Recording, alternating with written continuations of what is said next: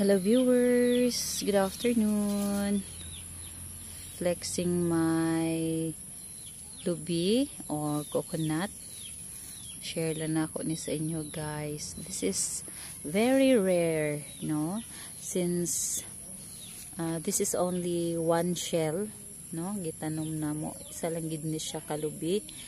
Isa lang siya kalingin. But we're surprised because kay duha ang iyahang strand, duha ang iyahang stem, duha bali ang iyahang punuan nga niturok o.